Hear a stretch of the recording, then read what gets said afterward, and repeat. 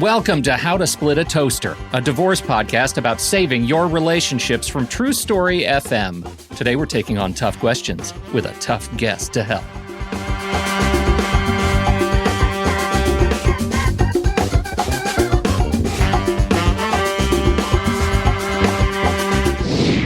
Welcome to the show, everyone. I am Seth Nelson, and we're here, as always, with my good friend Pete Wright and a special guest today, Rhonda Noordyk, host of Divorce Conversations for Women podcast and CEO of the Women's Financial Wellness Center.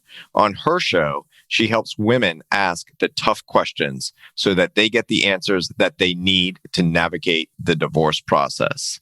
Rhonda, welcome to the show. Hey, Seth. Thanks so much for having me. That's so good, right? We put that in the script to demonstrate that we listen to you. That's right. Every word. That's we right. totally listen to you. And let's just get it out there right now. How often do men actually listen? I didn't even know I was setting you up for that, Seth. And notice Rhonda didn't respond. She got real quiet, real quiet. She doesn't need to say a word. I know when to be quiet, believe it or not. Rhonda, we're so glad to have you here, and your show is great, and it's such a fabulous resource. And we should say, full disclosure, Seth was just on your show a couple of weeks ago in December, episode 85, link in the show notes, yes. Talking about the world-famous Seth Nelson peace acronym. It's all about world-famous trademark, check your local jurisdiction peace. And So we're here talking about your show, asking tough questions for women. Let's get this out of the way first, which is we try not to trap ourselves in too many gendered conversations. And we run into a lot of people for whom hard questions are hard questions, whether you're men, women, other. What's your experience in the show practically where there are questions that are unique to women right now? Yeah, I think that, women approach divorce differently. I think that the biggest thing is for them to say, hey, I don't really know where to start, right? And it's not that the questions themselves are necessarily different. I think it's just the way that men and women approach the questions that's different, if that makes sense. So, a lot of times the women that I'm working with, they have been contemplating divorce for years, sometimes decades, right? And it's, okay, well, now I think it's time. How do I know it's time? And where do I start? Like, that's probably the biggest question, right? Which is obviously backed by fear. I don't know where to start because I'm afraid of either what I'll find or the journey ahead or not knowing what I don't know and all of those kinds of things. So, and I think a lot of times people will ask, Rhonda, what about the guys? And I'm like, okay, first of all, right? Women's Financial Wellness Center does not hate men. Okay. However, but then there's the however, right? However, carrying a lot of weight. Right. The however, though, is that I just love working with women, right? Because they're usually open and they recognize that they need guidance and help. They value, having a supportive team of people that come alongside and help them. So it's just, it's not to say that the guys don't need help, because I think a lot of times they do. It's just that either A, they're not going to ask for help and they process that information and those questions differently. And secondly, like, I'm one person, right? And I'm good, but like not that good. Like, there's only so much bandwidth I have, and I'm just passionate about, helping the women. Mm-hmm. Well, I really appreciate how you dealt with that question in your approach, because from my experiences, I think a lot of what you said is true, is that generally women will approach this differently than men. And it's not that I don't have experience with dealing with men that are like, I don't know where to start. I've been contemplating this for years. I don't know the finances. I'm afraid of what I'm going to find. Like, there will certainly be those, but there is, I believe, in my experiences, society where women will join together to support each other differently than how guys do it. Yes. And for whatever reasons that works in sociology is beyond me. I appreciate that happens. When we're dealing with finances, though, and where they are and everything we're going to talk about, is it fair to say for today, we're going to talk about it as if the woman doesn't know, but this applies to anybody, man or woman or other, that doesn't know about their finances or things they should be doing in their divorce process? Absolutely. Yeah. I was curious on that point as you elaborate this whole idea that, what are the barriers between couples not being aware of the finances of the couple? Is it Seth and I were talking before the show, is it a professional thing, right? If you're an accountant or a business owner, you're going to know the numbers. Or is it even a generational thing, right? If you are over 50, do you have what would be traditionally, or I should say stereotypically gendered roles in the family where the, quote, husband does the books, right, kind of a thing? What's your experience with all that? I think there's a couple things. One is certainly the professional aspect is huge. So I have a lot of clients whose husbands are financial advisors or financial analysts, or, have positioned themselves professionally as knowing more about the finances because it's what they do. I think it's also how they're wired. And I always say, like, their love language is spreadsheets. Like, they come in and they're like, all right, I've got all this, like the more spreadsheets, the more screens. That is sexy. Let me tell you, that's a new website. Oh, dear. It's true. My love language is spreadsheets.com. Swipe right for spreadsheets. True. It's so true. And they use it. Unfortunately, there's times when they will use that to intimidate, right? Because they know that, like, the more chaos and confusion that they can provide for their spouse, the less likely they're going to ask really good questions. Yeah. I think there's a professional aspect, right, where the women feel intimidated. Okay. Hold on one second. I have a confession to make. Your love language is spreadsheets? It's not, but I'm a nice Jewish boy. I'm about to make a confession. Oh, wait, let me get the nice Jewish boy theme song here. As most people who use Excel know, if you highlight a row of numbers, it will sum it at the bottom. Okay? And there'll be times, I will say the same confession to the people that I do this to afterwards, but there are times where I will be working with people and I will highlight a row of numbers. Lots of numbers, lots of zeros. And I'll say, oh, hold on, let me just add this up real quick. And I'll start saying something like, 1.23 million and 157,000, then 228, carry the one. And then I always carry the one. You got to always carry the one, right? The one, of course. And then I'll say it ends up being 3,475,284. And they're like, oh my God, you did that in your head? And I said, or it's the sum at the bottom and I'm just having a little fun. You out yourself at the end. That's the problem, because you can't see everybody. Is it Seth really closed his eyes like his brain hurt just now? Right. Oh my gosh, I love that. See, Rhonda's going to steal it. She's going to steal it. Title of show, Carry the One with Rhonda Noordyk. Oh, I love that. So it's professionally, right there. I think there's a level of imbalance of power professionally, because that's a big deal, right? And so that plays into, I think, the psychology on how women approach things. Like, oh, he's super smart. Like, I'll give you an example. So there was a lady that I was working with. And her husband owned, he was in politics and he was really well known in the community. And he was known for doing, building some new subdivisions, right? So he was in the construction industry as well. And so he put together something for her on a legal pad, right? Yellow legal pad, and writes down all of the things that they have, all the assets, and says, hey, here's a snapshot of what we have. So we go to do the attorney interviews and she brings this sheet, right? And she pushes it over to the attorney. And the attorney's like, okay, great start, but where's all the backup documentation? And this lady says, well, I mean, he's super smart, and I know that, he has, in full disclosure, I trust him, right? And she's like, listen, this guy's 55 years old, and if he really had his act together, he'd have more than $2 million of assets. And I'm like, right. But she had put him on such a pedestal that she felt totally comfortable with a legal pad with stuff. No. It could have totally been legit. I'm not opposed to that, right? But we need the backup documentation to verify the numbers on that pad of paper. It's like Reagan said, right? Trust but verify. 100%. 100%, right?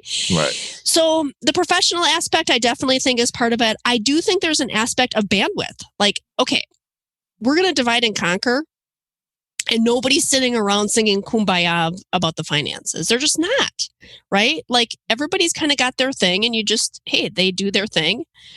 as a couple, and whether that's a generational aspect, I think there's sometimes that, but I think it just comes down to practicality as far as time.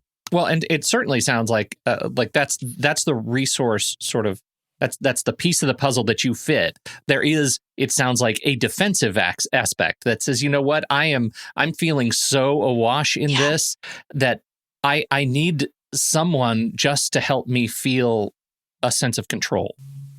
Absolutely. Or a sense of power again. And I think along with that, Pete, is not being overwhelmed. That it is so overwhelming. You remember the episode we did where we listed out all the documents that you had to do in mandatory disclosures, where it went on and on and on in tax returns, and it's just like nauseating. And that's so overwhelming. And so to have someone like Rhonda who helps people go through the process and say, we're just going to start gathering some information, and I'm not going to ask you to go get all your tax returns at one time and all your bank account statements and all of this and all of that. But we're just going to take it this week, we're going to get our tax returns. And how do I even get my tax returns? Well, you can go to the IRS and request your tax transcripts. You don't need your husband's permission. You don't need your wife's permission. All you need is that it's you and your social security number, and you can go to the IRS website and order your tax returns. They're called transcripts. Doing it one step at a time gives you a sense of empowerment. It gives you a sense that you're not overwhelmed, and it gives you a sense of accomplishment. Like, I haven't looked at my taxes in 10 years, and here I went and I got them, and now I'm going to work with someone and I'm going to give them this and say, in 10 minutes, I want you to explain to me my tax returns. I don't want to know every little detail. I don't need to know every little detail. I just need enough information to make an informed decision. And I think it's the mindset piece around it too. Like, hey, listen, just because, women haven't handled it, it doesn't mean that they're not capable of handling it. So there's this aspect of us saying, listen, you're smart, right? Like with the right knowledge and the right experience, you're going to come out of this process potentially with more confidence than when you started, especially if, we're working with them through that process and taking those micro moments, like Seth said, to say, hey, let's just take a couple minutes and I want to share with you what you have here. And so it's not like, hey, let's turn on the fire hose and like, oh my gosh, there's all this info and I'm totally overwhelmed. It's just these small micro moments throughout throughout the divorce journey that they then come out of the other side feeling more confident about making, financial decisions. Well, and maybe for the first time in their adult lives or ever, they know where their money is. Yep. They know where it's going, and they know what choices that they get to make. Yep. Yeah, that's the ultimate sort of push off the pier, when you're feeling out of control. You need somebody to give you a little shove. Let's talk a little bit about how you get into the process. Like, at what point are you engaged, or do you engage in the divorce process generally? Do the lawyers call you and bring you in? Do the wives themselves? Like, how does that work? Normally, they reach out even before they've filed. So, when I first started my business after being in the financial industry 6 years ago, what I found was that a lot of times women in the midst of it was frustration around the process and not knowing what they didn't know and all that kind of stuff that they would call. When I launched the podcast 2.5 years ago, what I found was we were reaching more women who were in that contemplation stage who hadn't filed. So we've seen a shift in that. Most of the women reach out before they have filed. So we're actually sometimes the first person that they will reach out to. See, that's something men wouldn't do. No. I'm thinking about it. No. I think I'll research and get my ducks in a row. Said no man ever. Right. Right. Why are men lost in space? Because they refuse to ask for directions. Right. So we often get involved in the beginning and we will help them at that point, right, start gathering that information. It's not uncommon if we're working with clients that they actually have all of their financial documentation and even their financial affidavit or financial disclosure done at the time that they filed. And Turner's like, what the heck did you guys do? Like, they're just prepared. And I think because we're able to be in the weeds a little bit more, right? Like, we can do a little more hand-holding throughout the process than maybe the attorneys are able to do, but we can come along and support what they're doing as part of the process. And on that point though, Rhonda, from a lawyer's perspective, one of the things that is very difficult for all of our clients going through this is getting all of the documents, the financial documents together. And my paralegal, who is amazing, loves dealing with all those financial documents and working with our clients to get them. What she loves even more is when it all comes in a nice package and it's ribboned together, and she can actually do the initial analysis of, do I have all the documents that's required? What am I missing, if anything?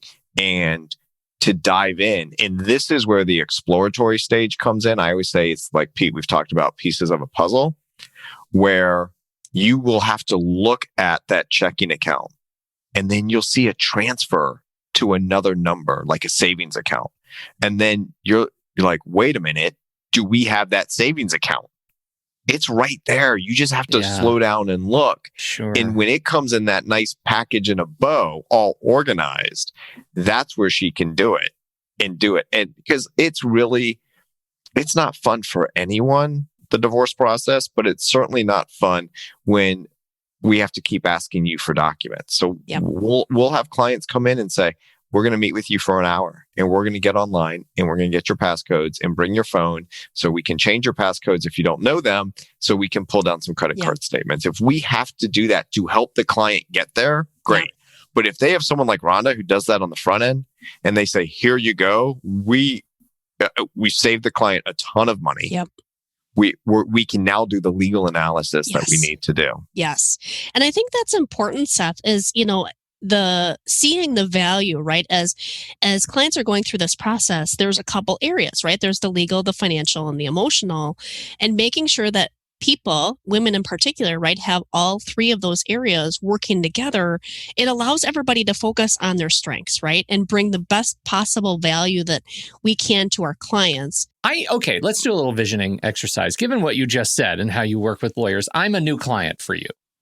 How do you set me up for my experience in working through this incredibly challenging thing, right? I'm just coming into your office. I'm confused. I don't know which end is it. That's pretty much true. Like we're not really delving into fantasy land here. I'm generally a confused person. And so how do you set me up in what I can expect in working with my attorney and the legal system vis-a-vis the finances? Are you asking questions like, do you know about your finances? What do you know? What don't you know? Do you want to keep the house if you can afford it? Are you kind of having those conversations, not from a legal perspective on whether or not from a legal perspective they're entitled to keep the house? That's you're going to give to the lawyer, right? Yes. So I'm asking questions like, what's their biggest challenge? What's the thing that's keeping them up at night related to the finances? What do they know about the finances? A little bit about like the equity in their home and a general idea of what they have as far as retirement assets, if they've been working, if their husband, what his role is he getting, a base salary plus bonuses? Like those are the kinds of like financial related questions that are really important for us because it's going to help us make the right recommendation. So I want to get back to my question. I want to reposition a little bit because I think this is really important. I'm terrified of the law.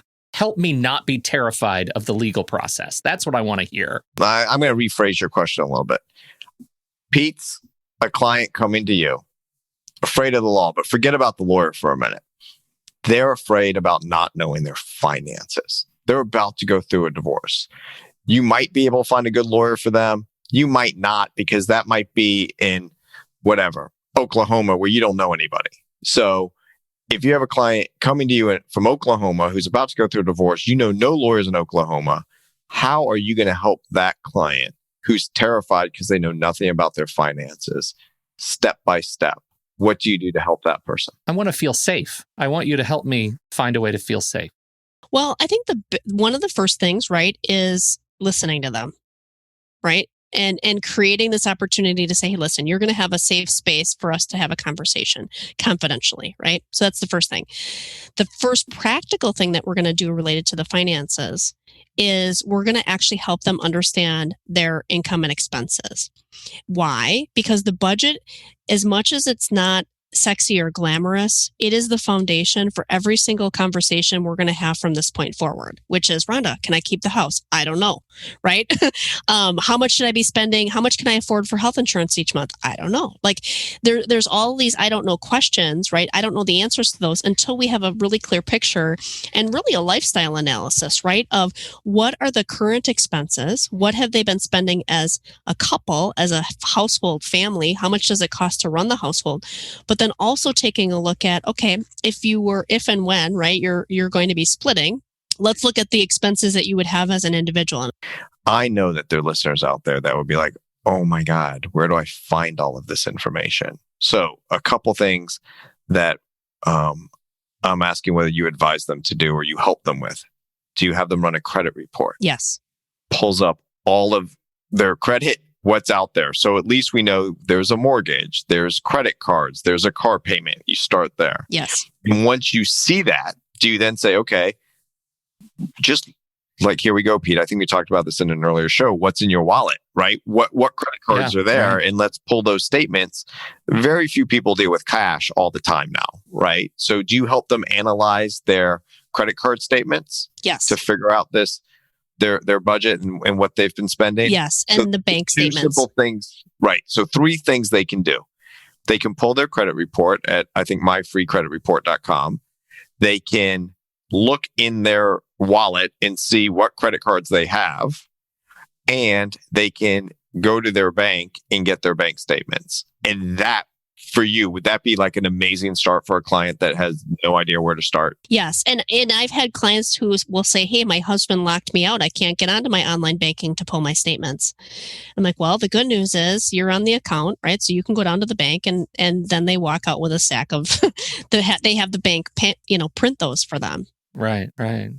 So yeah, I mean, those are really some key practical things. And then we can take that information and start to make sense of it and put together, their budget and looking at that. And I was going to mention, I think a practical example of how this is important is, again, back to that question of like, hey, should I keep the house or not?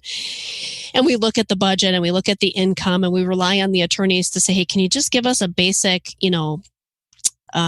calculation on child support or alimony, just for the purposes of helping them try to get their head around what's coming in and what's going out. And then we can say, hey, listen, based on some of these preliminary numbers, I don't know that it's going to make sense for you to keep the house. However, here's what we can say would be a healthy range for you as you're going out to maybe look for an apartment, for example, right? And what that does is it allows women to go and say, hey, I scheduled a couple appointments. I looked at a couple places. Yeah, they were actually pretty nice, versus them going and saying, well, this is X amount of dollars a month. I don't know if I can afford this, so I'm not going to make a decision. And maybe I should be living in like a 1-bedroom efficiency in a crappy neighborhood, or maybe I could afford more than what I realized so it empowers them on the spot where they could actually make a decision. And Rhonda, just before that, even if I love your example, because I think it's absolutely right. Like, hey, what's our range of what we might be able to expect? It's going to be a broad range till the lawyer gets all the information, does all the analysis. You can get little bits along the way. And I always say, look, I might even get you in the ballpark. I might get you in the parking lot of the ballpark. Don't hold me to it, but we're going to start narrowing this range. Right. But also, in your example, which I do appreciate, that you said, okay, I can't afford the house. That was an assumption you made for your example. But sometimes when you're going through the divorce process, it might be you can afford to keep the house, but you're not going to have any retirement. And I can help clients make those choices about what they get in a divorce process. What I cannot do as the lawyer, and I am asking Rhonda if this is what she does for her clients, is this, Rhonda, do you say you could be house poor, or you could get a smaller living, but you're going to have this in retirement. And if you have this amount in retirement at this age over this many years, this is what it's going to look like in 10 or 15 or 20 years. Yes. You do that analysis with them? Yes, we can do that. And I'm also looking at cash, right? So like there's those couple different buckets, right? So you've got the house living, you've got the retirement, and then you also have the cash bucket, which there's been plenty of times where people are like, well, I can get the house. Great. But yes, you have retirement assets, but you're years away from 59 and a half.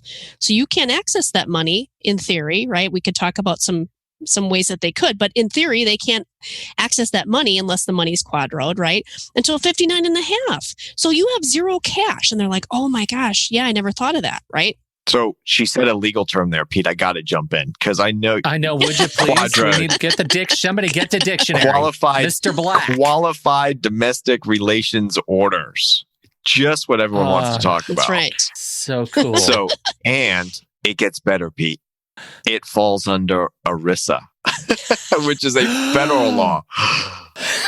Gas. Yes. So here's the very brief nutshell on this, and then we're just going to move on because we really want to talk about how we can help people get through and understand their finances. But if a spouse has a retirement plan that's governed by federal law, okay, not an IRA. Think of a 401k. Think of a pension.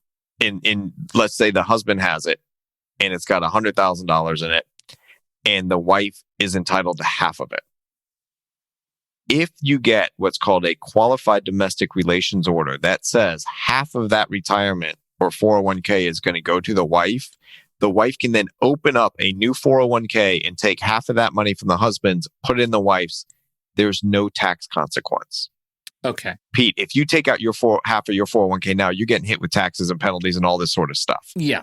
When you have a quadro by definition, by a divorce, and you split that in half, there's no tax consequence on that transfer from husband to wife. Okay. Later, if you decide to pull the money out, there will be taxes, and depending on when you do it, there could be penalties. But people get very, very concerned. But if I take half the retirement, I'm going to have to pay taxes on that. You do not if you have it. They've thought of that. Okay. Yeah. Which is good. Okay. So it's all the same. It's the same tax consequences when you pull it out later. It's like it's just a plain split. It's just a split. The government will take nothing of it at that time. The government's always going to get their piece later. Let's be honest about that. They will. No, they're just swimming. They're just swimming around with mouths agape. That's all they're doing. They're just waiting to bite. And what I always say is it's like you take the one molecule and you divide it into two, right? So it's just like the splitting, right? But people can take, those retirement funds, right? There's an opportunity for them to take it without, they still have to pay taxes, but they can forego the penalty as long as they're prior to it going into an IRA, right? So there's this window where if they did need cash, right, it's a qualifying event and they can take it out. And again, to your point earlier, Seth, it's not that, we're advocating to say, hey, take retirement funds, right? Like, again, there needs to be this long-term planning as well. But there have been specific situations where women need access to some cash temporarily, and it can be an option, for them to access some of it. And that's basically what Rhonda does for clients. It's like, hey, there are different options out here, but talk to your lawyer about what you're legally allowed to do, not allowed to do, what you can do. But having a good team around you when you go through this process is, I think, vitally important. And I know we're not talking about it today, but Pete, we've talked about in the past where we send clients to see mental health counselors. You're going through a divorce. Go talk to someone that in that hour, half hour, 45-minute session, they are 100% focused on you. It's not your friends. It's not your family. They have no vested interest in this, worried about seeing the grandkids or what have you. So having a financial planner that if they're good and they have your financial interest at heart and not making the commission on the front end when there's a better product to put you in that they don't make money off until the back end, there's all those things. You got to vet people. But when you have good people that are willing to work with you and give you different perspectives for you, the listener, the client, the person going through the divorce, you are the decision maker. And I think we cannot lose sight of that. All these professionals should be giving advice and counsel, and you should then feel as if you have enough information to make the decision. And if you're saying to any of these people, I don't know, you decide, I think you need to check yourself. Ultimately, we're coming in to say, hey, listen, let's make sure that you're asking the right questions so you get the right answers and you feel empowered to make good financial decisions, along the way. Sure. As we get to wrapping up here, I think we have we have two areas of resources I think that we can talk about. The first one, Seth already talked about, get a counselor.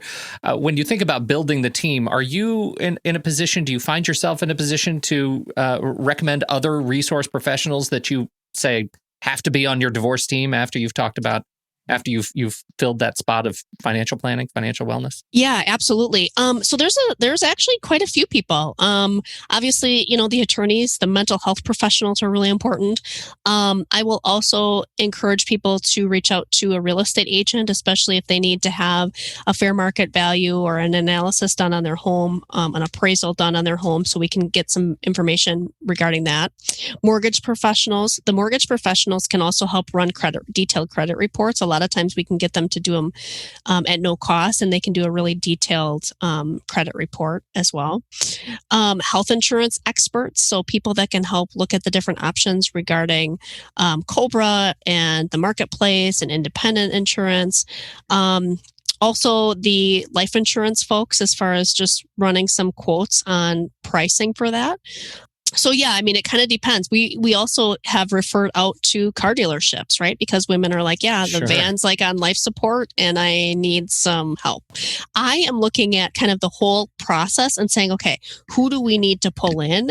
And it's not, hey, here's a number of somebody. I'm actually like, let's get on the phone right now and see, so let's get a quote on the health insurance right now. Let's schedule an appointment with this person right now. So we're kind of helping move things along to get the information that we need in addition to, just the financial stuff. It's a great set of resources, things to think about. And I don't know, Seth, did you have any holes that you would want to add in there? I thought that list of professionals on all different avenues for financial issues was a great list, because it covered all the different aspects that people are going to be concerned about.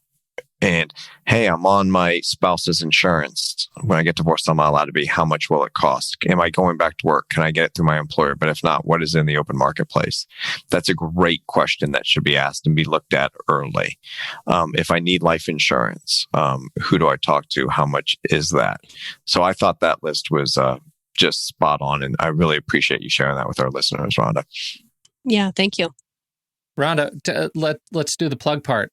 Tell us about your podcast, your business. Where do you want people to go to find you? Yeah, absolutely. So Divorce Conversations for Women is our podcast, iTunes, iHeartRadio, but they can go to our website, wfwcdivorce.com. They can listen to the podcast, they can read blog articles, but they can also book a one-on-one appointment. So we offer a free 30-minute confidential consultation. I handle all of those. So they will be talking to me directly, and they can book a free 30-minute time slot. Wonderful. Thank you so much for joining us on the show today, Rhonda. We so appreciate you. Hey, thank you. Thanks, Rhonda. It's a pleasure. Fantastic Thanks, resources. Seth. This was awesome. I appreciate it. Yep. Take care. And thank you, everybody, for downloading and listening to this show. We appreciate your time and attention. On behalf of Rhonda Noordyk and Seth Nelson, I'm Pete Wright. We'll catch you next week right here on How to Split a Toaster, a divorce podcast about saving your relationships.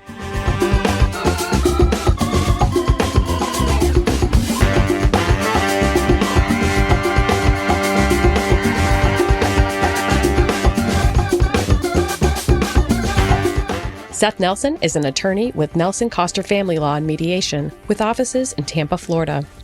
While we may be discussing family law topics, How to Split a Toaster is not intended to, nor is it providing legal advice. Every situation is different.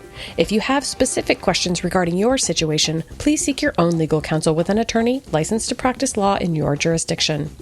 Pete Wright is not an attorney or employee of Nelson Coster. Seth Nelson is licensed to practice law in Florida.